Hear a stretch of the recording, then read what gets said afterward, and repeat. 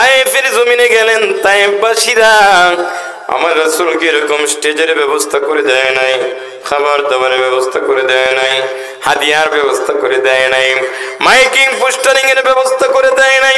আমার দয়াল নবী রাহমাতুল লিল আলামিন তিনি যখন তায়েফবাসীর কাছে দিনের দাওয়াত দিলেন, যুবকদের কিনে নিয়ে দিলেন, বৃদ্ধদের কিনে নিয়ে দিলেন, শিশুদের কিনে নিয়ে দিলেন।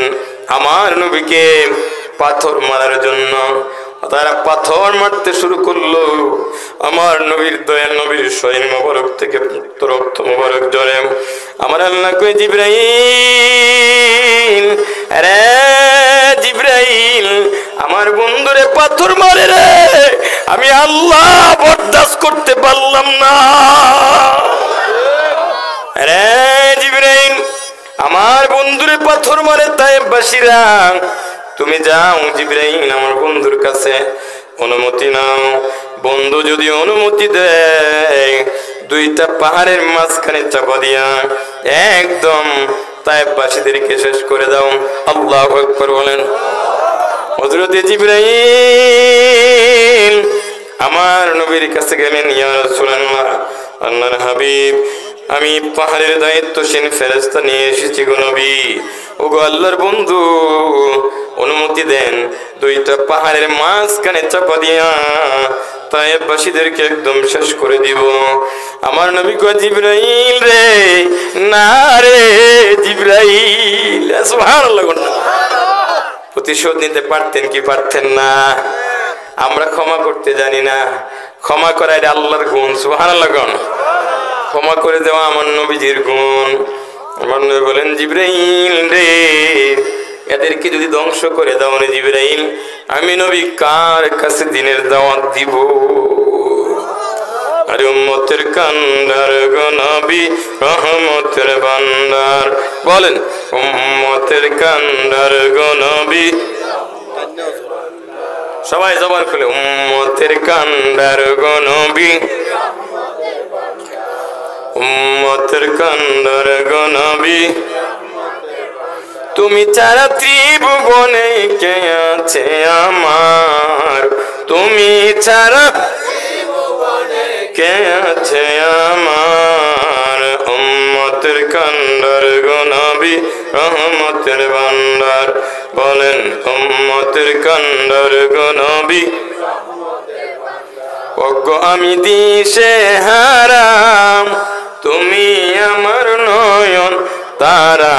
বলেন, ওগো আমি দিশে হারাম, তুমি আমার নয়ন তারা। প্রাণ ভরিয়া দরুদ বেজি, প্রাণ ভরিয়া দরুদ বেজি, সোনার মদিনা। উম্মতের কান্ডার গো নবী, রহমতের ভান্ডার। এই জবানটা নড়ায় পড়েন, উম্মতের কান্ডার গো নবী। তুমি ছাড়া ত্রিভুবনে কে আছে আমার। উম্মতের কান্ডার গো নবী। আমি মৃতলাশ হইলে কেহ নাহি নিবে কোনে, কবরেতে রাখবে একা, কবরেতে মিল্লাতে তোমার। উম্মতের কান্ডার গো নবী, মাশাআল্লাহ, উম্মতের কান্ডার গো নবী।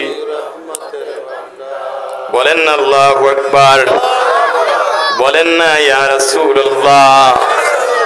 মুসলমানদের তাকবীরের পাওয়ার আছে না নাই? আমাদের হুজুর বলেছিলেন, এক যুদ্ধের আগে মুসলমানরা মিসওয়াক করতেছে। সুবহানাল্লাহ না? কয়েকজনে কি করতেছে? মিসওয়াক করতেছে। কয়েকজন কাফির দিকে উপায় নাই রে, মুসলমানের দাঁত ধার করতেছে। সুবহানাল্লাহ কি আস্তে করবেন না জোরে করবেন? যুদ্ধের ময়দানে আমরা সিপাহী খাই লিব। বলেন না আল্লাহু আকবার। আমার ভাইয়ের, আমি একখানা আয়াতে কারিমা তিলাওয়াত করেছি, চলুন সরাসরি সেই আয়াতের দিকে চলে যায়, যেহেতু সময় নির্ধারিত করে বাজে 10টা হয়ে গেছে। 1 ঘন্টার সময় আপনাদের কষ্ট হবে। আল্লাহ বলেছেন, ইন্নাল্লাহা আশতারা মিনাল মুমিনিনা أنفسهم وأموالهم بأن لهم الجنة আমার আল্লাহ বলেন নিশ্চয় আল্লাহ তাআলা মুমিনদের কাছ থেকে তাদের জান এবং মাল কিনে নিয়েছেন বিনিময়ে তাদের জন্য রয়েছে জান্নাত জানের মালিক কে আল্লাহ একটা আওয়াজ দিয়ে কোন জানের মালিক কে মালের মালিক কে মুমিনদের কাছ থেকে আল্লাহ কিনে নিয়েছেন আরে মুমিনেরা এই জান এবং মাল যদি আল্লাহর রাস্তায় দিয়ে দিতে পারো আমার আল্লাহ ওয়াদা করেছে আমাকে আপনাকে জান্নাত দিয়ে দিবে বলেন না আল্লাহু আকবার আর আল্লাহর কথার কোনো পরিবর্তন হয় না আমার আল্লাহ বলেন লা তাবদিনা লিকালিমাতিল্লাহ আল্লাহ তাআলার কথার কোনো পরিবর্তন হয় না কিন্তু আমাদের মাঝে মাঝে পরিবর্তন হয় কি হয় না সকালে কয় একটা দুপুরে কয় আর রাতে কয় আমাদের স্যার ক্লাসে বলেছিলেন এক লোক সাক্ষী দিতে গেছে সাক্ষীর মধ্যে বেজাল আছে না নাই একজনের থেকে খাইছে 5 আরেকজনের থেকে খাইছে একটু কত 10 সাক্ষী আলে 10-এর পক্ষে মারে দূরে কোন কার পক্ষে 10-এর পক্ষে মারে 5 কো কাম সারসিরি আমার 5 কই আমি যে 5 দিলাম আমার পক্ষে একটা কথাও কয় না সব আলে কার পক্ষে মারে 10-এর পক্ষে মারে কালো 5 কি করব তোমার 5-এ মাইরা লাইছে আমারে এরকম চরিত্রের লোক মনে আপনাদের নাই আসেনি নাউজুবিল্লাহ জোরে কইবেন না আর জোরে কোন নাউজুবিল্লাহ গভীর মনোযোগ উহুদের ময়দানে এক আনসারে মদিনার মহিনার উহুদের ময়দানে তার স্বামী তার পিতা তার ভাই শহীদ হয়ে গেছে আল্লাহু আকবার বলেন খবর যাওয়ার জন্য মহিলা উহুদের ময়দানের দিকে ছুটলেন সাহাবীরা বলেন আরে মহিলা খবর জানুনি উহুদের যুদ্ধে তোমার স্বামী ইন্তেকাল করেছে তোমার বাবা ইন্তেকাল করেছে তোমার ভাই ইন্তেকাল করেছে শহীদ হয়ে গেছে মহিলা ডাক মারছে ও নবীর সাহাবীরা বাবার খবর পড়ে বলো ভাইয়ের খবর পড়ে বলো স্বামীর খবর পড়ে বলো আগে বলো আমার নবী কেমন আছে আল্লাহু আকবার বলে তাদের খবর পড়ে নিব আমার নবী সুস্থ আছেন নিরাপদে আছেন মহিলা বড় খুশি হইয়া আমার নবীর দরবারে গেলেন ইয়া রাসূলুল্লাহ ইয়া হাবিবাল্লাহ ও আল্লাহর নবী আল্লাহু আকবার বলে ইয়া রাসূলুল্লাহ উহুদের যুদ্ধে আমার বাবা আমার স্বামী আমার পিতা শহীদ হয়ে গেছে ইয়া রাসূলুল্লাহ আপনাকে দেখার পরে তাদের বিরহে আমার আর কোনো দুঃখ না আল্লাহু আকবার জিন্দাবাদ নবীর রওজা শরীফ দেখে মন ভরে না নবীর রওজা শরীফ ভরে না দিদার দাও গো শাহে মদিনা দিদার দাও গো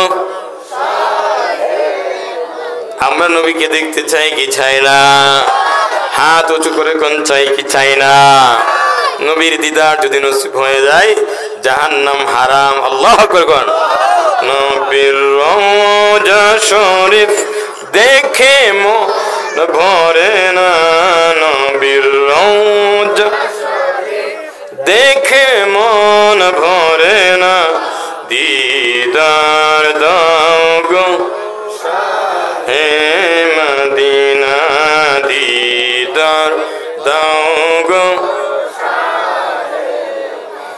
আরশের মেহমান করেছেন আল্লাহ বলেন আরশের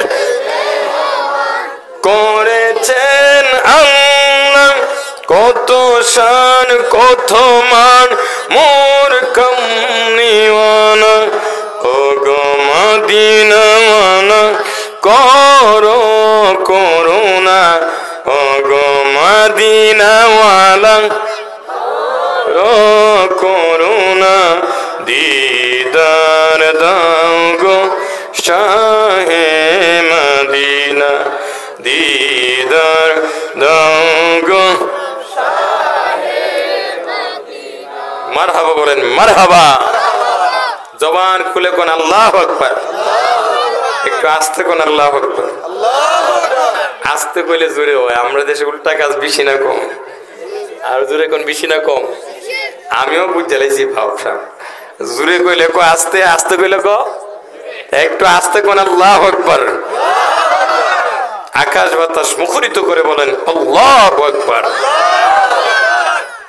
আমার প্রাণের ভাইরা আপনাদের কষ্ট হচ্ছে জানের মালিক কে মালের মালিক এই জমিনের মালিক জমিন যার হুকুম চলবে কথা বলেন ঠিক কিনা জমিন যার হুকুম চলবে তা কেমন ভালোবাসা ছিল মদিনার মহিলাদের রাসূল পাকের জন্য জোরে করুন না সুবহানাল্লাহ নিজের স্বামীর চাইতে নিজের বাবার চাইতে নিজের ভাইয়ের চাইতে আল্লাহ রাসূলকে বেশি ভালোবাসত